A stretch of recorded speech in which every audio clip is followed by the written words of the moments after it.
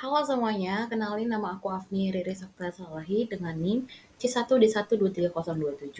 Aku dari Prodi Bisnis Digital. Saat ini aku sedang mengerjakan tugas untuk mata kuliah Cyber Security Management dengan membahas 10 kasus pelanggaran UU ITE yang ada di Indonesia baik maupun di luar negeri. Oke, kita langsung aja membahas 10 kasusnya ya teman-teman. Yang pertama ada kasus klaiming ATM oleh warga negara Turki di Bali pada tahun 2021. Kasusnya itu ada dua warga Turki yang bernama Can Yigit dan Musa Balka yang ditangkap karena memasang alat skimming pada mesin ATM di Denpasar. Mereka menggunakan kamera tersembunyi dan router WiFi untuk mencuri data kartu ATM nasabah. Data yang diperoleh digunakan untuk membuat kartu palsu dan menarik uang secara ilegal. Nah, pelakunya itu ada Canigit dan Musa Balka, yang dimana korbannya adalah nasabah bank yang menggunakan ATM tersebut. Terus pelanggaran apa sih yang mereka ini ya, yang mereka langgar? Pelanggaran UIT-nya ada di pasal 30 ayat 1 dan juga pasal 46 ayat 1 mengenai akses ilegal ke sistem elektronik.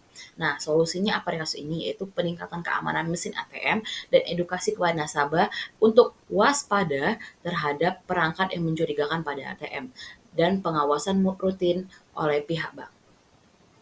Kita masuk ke kasus kedua, yaitu ada peretasan akun Instagram IG Indonesia pada tahun 2023. Kasus ini tuh adalah akun Instagram resmi milik Aliansi Jurnalis Independen atau @IG Indonesia yang direntas oleh pihak yang tidak dikenal. Perentas mengganti konten akun dagang konten akun dengan iklan penjualan handphone yang menghapus semua cerita atau stories sebelumnya. Akibatnya beberapa pengikut dari akun tersebut tertipu dan mengalami kerugian hingga 7 juta. Pelakunya sampai sekarang masih belum teridentifikasi. Nah, korbannya adalah Aji Indonesia dan masyarakat yang tertipu. Lalu pelanggar undang-undang apa yang mereka langgar? Yaitu ada di pasal 30 mengenai akses ilegal ke sistem elektronik dan pasal 28 ayat 1 mengenai penyebaran berita bohong yang merugikan konsumen. Terus solusinya apa? Yaitu meningkatkan keamanan akun media sosial dengan autentikasi dua faktor dan edukasi kepada masyarakat tentang modus penipuan online dan juga pelaporan cepat kepada pihak berwenang. Kasus yang ketiga yaitu ada skandal Cambridge Analytica dan Facebook pada tahun 2018. Kasus ini tuh yaitu adalah Cambridge Analytica, sebuah perusahaan konsultan politik yang mengumpulkan data pribadi sebanyak 50 juta pengguna Facebook tanpa izin melalui aplikasi kuis kepribadian. Uh, Data tersebut digunakan untuk mempengaruhi perilaku pemilih dalam kampanye politik, termasuk pemilihan presiden US pada tahun 2016. Pelakunya adalah Cambridge Analytica dan pihak terkait di Facebook. Korbannya adalah pengguna Facebook yang datanya disalahgunakan. Pelanggarannya adalah pelanggaran undang-undang mengenai privasi dan penyebaran data pribadi. Solusinya apa? Yaitu pengetatan regulasi pelindungan data pribadi, transparansi dalam penggunaan data oleh perusahaan teknologi, dan edukasi kepada pengguna teknologi pentingnya privasi secara online. Oke, selanjutnya adalah kita masuk ke kasus yang ada di Indonesia, yaitu kebocoran data pemilihan KPU oleh Bjorka pada tahun 2023. Kasus ini tuh adalah peretas yang bernama Bjorka mengklaim telah membocorkan data pribadi 204 juta pemilih pada situs Komisi Pemilihan Umum atau KPU, termasuk NIK, nama lengkap, dan alamat. Pelakunya adalah Bjorka, korbannya adalah pemilih Indonesia. Pelanggaran yang dilanggar adalah pasal 30 Undang-Undang ITE mengenai akses ilegal ke sistem elektronik dan pasal 32 Undang-Undang ITE mengenai manipulasi data elektronik. Solusinya apa? Meningkatkan keamanan cyber pada sistem KPU dan juga melakukan audit rutin terhadap sistem informasi pemilihan. Selanjutnya adalah masih kasus yang sama di Indonesia juga, yaitu kebocoran data BPJS Ketenagakerjaan pada tahun 2023. Yaitu ada pada Maret 2023, data pribadi sekitar 19,56 juta peserta BPJS Ketenagakerjaan diduga bocor dan dijual di forum dark web oleh peretas bernama Pijorka. Data yang bocor mencakup nama, alamat, dan nomor induk kependudukan atau NIK.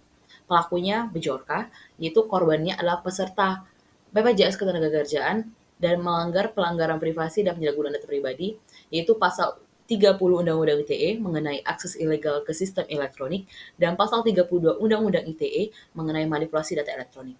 Solusinya apa? Yaitu melakukan peningkatan sistem keamanan data oleh BPJS dan Ketenagakerjaan dan edukasi kepada peserta mengenai pentingnya menjaga kerahasiaan data pribadi.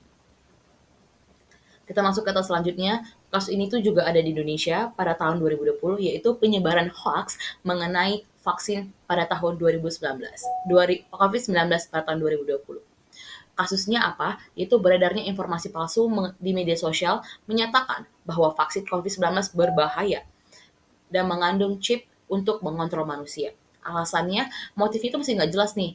Namun, berdampak pada ketakutan masyarakat, yang dimana pada saat itu tuh kita tuh harus melakukan vaksin ya teman-teman ya. Banyak jenis vaksin. Namun, karena adanya hoax ini, banyak masyarakat yang masih sampai sekarang ini masih takut untuk melakukan vaksin pada saat itu. Karena takut akan ada namanya chip atau mungkin ya hoax-hoax seperti itu yang mempengaruhi masyarakat sehingga tidak mau untuk melakukan vaksinasi pada saat itu. Pelakunya siapa? Oknum yang tidak bertanggung jawab dan menyebarkan informasi palsu. Korbannya adalah masyarakat yang menjadi takut untuk divaksinasi. Terus pelanggaran undang-undang ITE ini apa?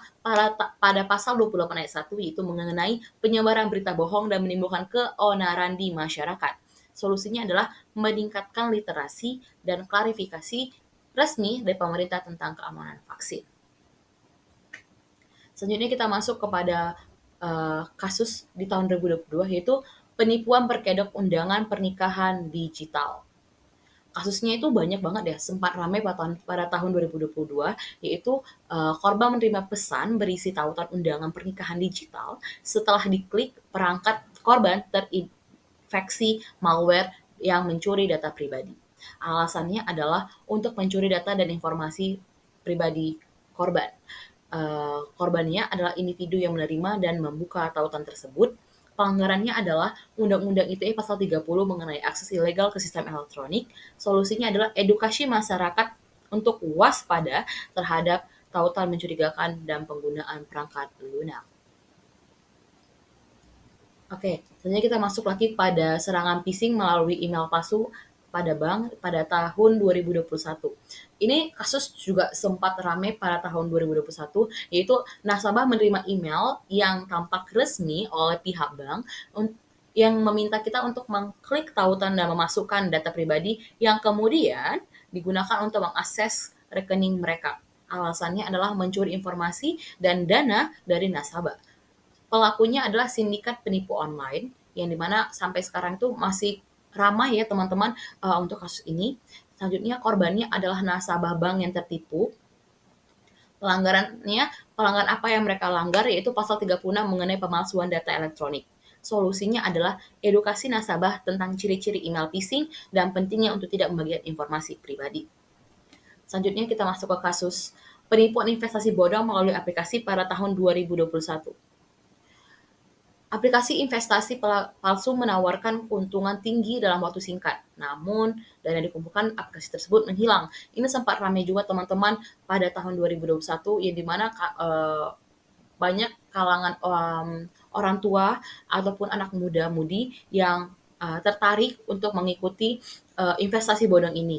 Ketika mereka sudah melakukan pembelian saham, aplikasi tersebut hilang. Nah, sampai sekarang masih menjadi suatu traumatis yang dimana orang-orang yang telah tertipu itu masih ragu untuk melakukan investasi-investasi sampai saat ini.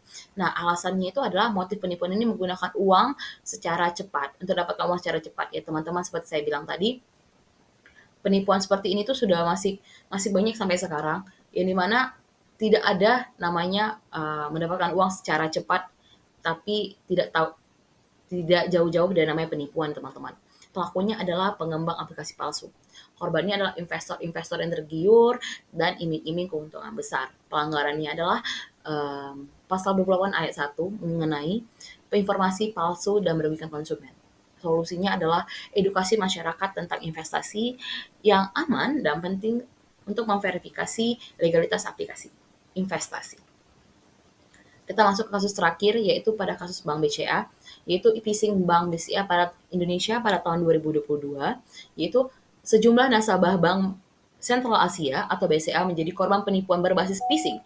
Modusnya adalah dengan mengirimkan tautan atau link palsu yang menyerupai situs resmi BCA melalui SMS, email, ataupun media sosial.